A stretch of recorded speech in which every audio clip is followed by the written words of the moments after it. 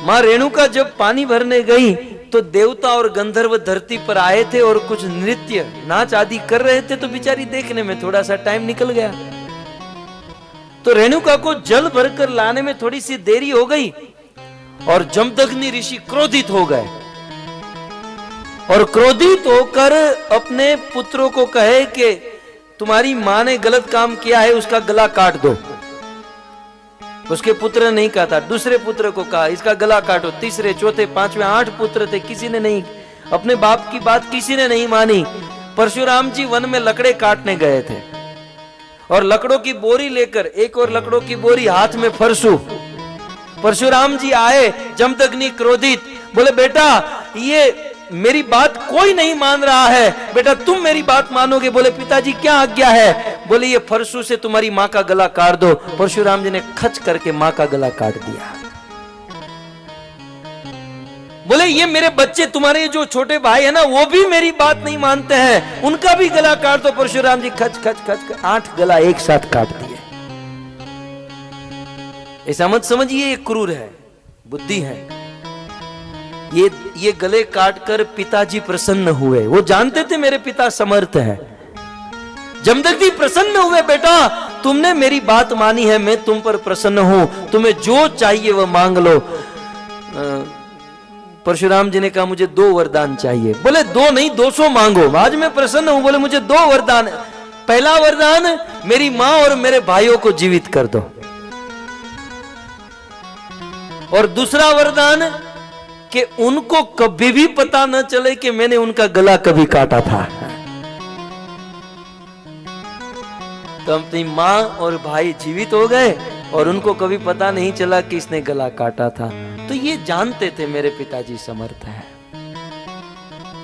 और वर्णन ऐसा आया कि एक दिन परशुराम जी घर पर नहीं थे और सहस्त्र बाहु भगवान दत्तात्रेय की उपासना करके कार्तवीर अर्जुन हजारों भुजा प्राप्त कर चुका था। तो ऐसा सहस्त्र बाहु कार्तवीर अर्जुन अपनी सहस्त्र सेना को लेकर वन से जा रहा था। उनको भूख लगी, जमदग्नि ऋषि के आश्रम में आए। जमदग्नि ने कहा कोई चिंता नहीं, मैं आप सबको भोजन कराऊंगा।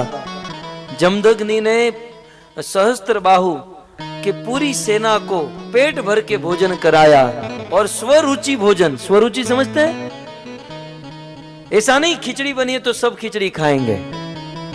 स्वरुचि भोजन माने एक एक आदमी को पूछा गया आप क्या खाओगे?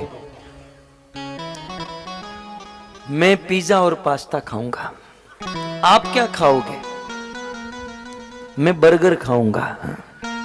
आप? मैं भात। सब लोग अलग अलग बोल रहे थे, सबकी रुचि के अनुसार भोजन कराया गया।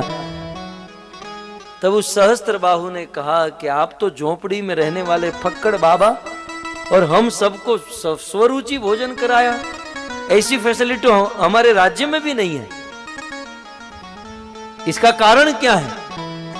इन्होंने कहा कि इसका कारण मेरे पास कामधेनु गाय है। गौ माता की बड़ी महिमा है। मेरे पास कामधेनु गाय है और उस गौ माता की कृपा से हम जो इच्छा करते हैं वो प्रकट हो जाता है। सहस्त्रबाहु की बुद्धि बिगड़ी। बोले तब तो ये गाय की जरूरत आपको नहीं मुझे है, एक काम करो ये गाय मुझे दे दो। बोले ये तो मैं नहीं दे सकता। नहीं मैं लेकर जाऊंगा। नहीं दे सकता, लेकर जाऊंगा। जब जमदग्नि ऋषि मना करने लगे तो सहस्त्रबाहु ने जमदग्नि ऋषि का गला काट दिया, मार दिया। और जिसके घर पर भोजन करने आया था उन्हीं को मारकर उनकी गाय को लेकर ये चला गया। जब परशुराम जी आए तो देखा उनकी मां रेणुका रो रही है, पति के विरह में अपनी छाती पीट रही है और गिनकर मेरी मां ने 21 बार अपनी छाती को पीटा है। परशुराम ने संकल्प कर लिया कि इस धरती को क्षत्रिय विहीन कर दूंगा। इस संसार के कोई क्षत्रिय काम के नहीं है। सब लोग धन और पद के अभिमान में आकर इस संसार में दंगा, इस संसार में आतंक फैला रहे हैं। परशुराम ने अपना फरसू उठाया और चुन चुन कर इस दुनिया में जितने भी क्षत्रिय थे सारे क्षत्रियों के गले काट दिए। ऐसा कहा जाता है परशुराम जी ने जब क्षत्रियों को मारना शुरू किया, यह दुनिया का आधा भाग खून से भर गया, खून से लथपथ हो गया, खून की नदियां बहा दी परशुराम जी ने। और ऐसे एक बार नहीं 21 बार क्षत्रियों का विध्वंस किया परशुराम जी ने।